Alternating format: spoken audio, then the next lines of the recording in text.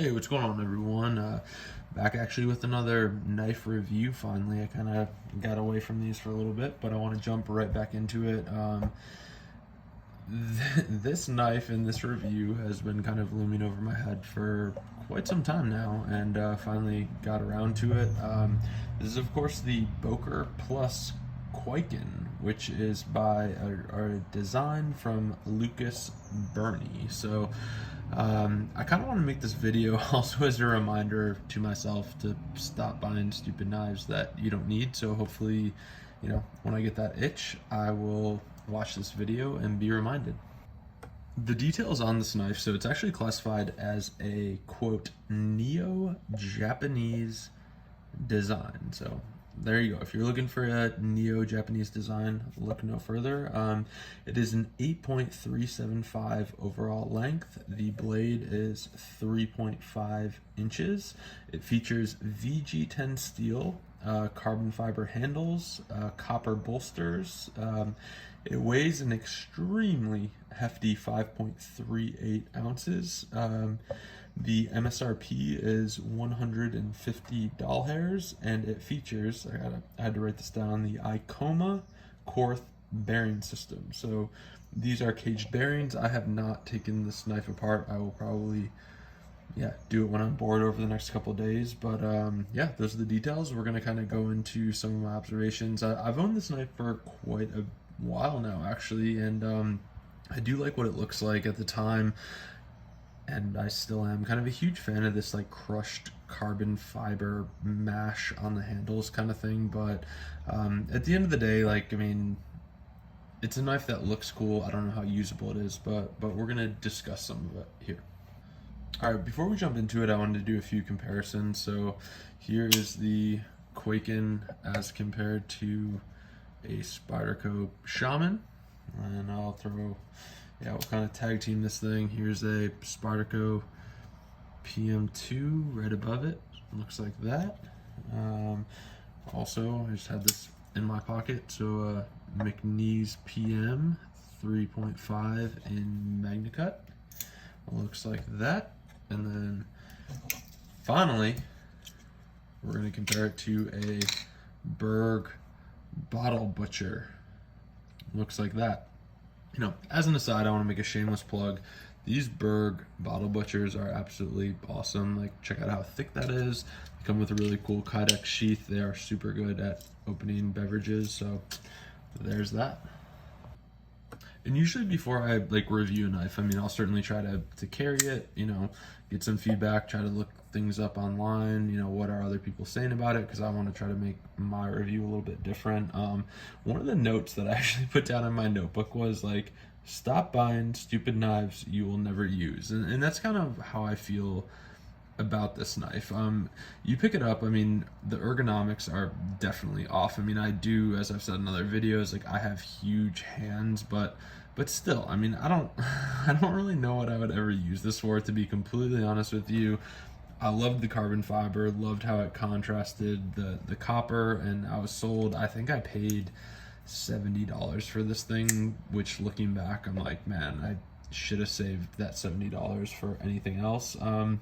As far as my impressions of this knife, it does not have any jimping, so realizing that it's a neo-Japanese design, apparently wasn't neo enough to throw some jimping on there. So that's one thing with the, when you get a knife that's this small, and again, comparing it to a knife everyone may be familiar with, like a PM2, if you don't have a lot of real estate to grab onto, you almost want anything at that point. And with this one, there's no jimping, you're just kind of left with what it is. And I don't know, nor do I want to know the kind of person that carries a knife like this, or this is their only knife. If I ever asked anybody for a knife and they pulled this out, I would probably run in the other direction, but that's just me.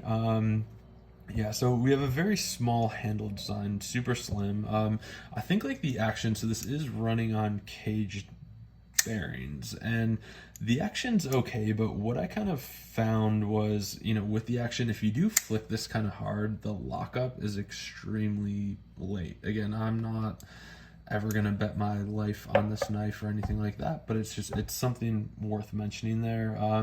I thought it was kind of funny when I was reading other reviews of this knife. One of the chief complaints of this Kwaiken was the copper, and somebody actually wrote, they're like, I love the copper, it's great, but you have to keep it lubed, and so the lube gets on my hands when I use it. I'm like, if you're actually using this knife, you're not gonna put lube on that because it's just ridiculous. Maybe, like, I don't know. Again, I should never have bought this knife, but you know, maybe you put some like Brasso on it, or you know, something to kind of clean it up, some Neverdol. But other than that, I'm not gonna keep these scales lubed in order to make the copper shiny. That just seems like, that is so ridiculous to me. So just something to keep in mind. That is one of the chief complaints that, you know, from the videos I watched, was just the fact that, you know, you have to keep lube on there. Don't do that. That's absolutely stupid.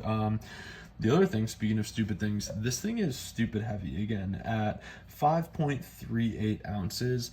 All of the weight is in the handle. So this blade is kind of like a featherweight, and it is like dwarfed by just the sheer weight of it. So I think that that's definitely, you know, something to be cognizant of. Like, this is not a very well balanced knife. Like, a lot of the, you know, the center of gravity that we want to see is kind of like right behind the blade. This blade will tip towards the handle side all day. I mean, you have to get an inch down into the handle before you actually find that center point. So super heavy scales. I mean, like, I was actually like, when I sit down and look at this thing, I'm like, man, they mashed like a blade in there, liners, carbon fiber on top of that. I mean, there's no room for anything in here, and it's pretty crazy, actually.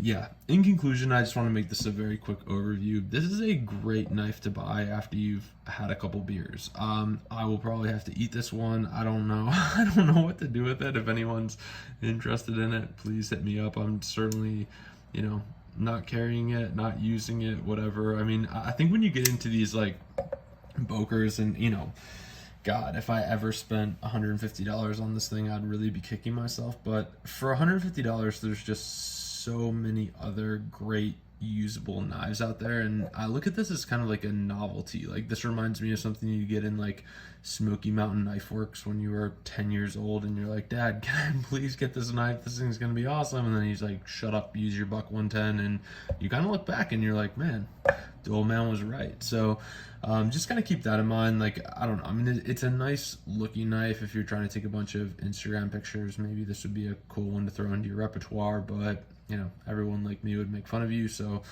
again, that's my overview of this knife. This is one of the yeah, kind of in my history of buying knives, this is kind of one that I regret. So I just wanted to get it out there. If you know, anyone has this thing, they love it, it's, you know, great for, I don't even know what you'd do with this. Maybe like, you know, cutting up ice for your favorite adult beverage. I really don't know, but if you are using this, I would absolutely love to know. And yeah, feel free to leave any comments you have down below. You know, definitely appreciate all my subscribers. If you have not yet, again, I'm trying to get more content out there just for fun. Again, I just do this on the side. I have a day job, but at the same time, I really do enjoy making knife videos. So please subscribe. If there's any knives that, you know, I certainly, when I get knives sent in from people that either subscribe to me or friends of mine, I don't beat the hell out of them. So if there's any knives that you think would be cool to check out, you know, always open, happy to pay for shipping both ways. But with that, hope you all had a good weekend, and we will see you next time.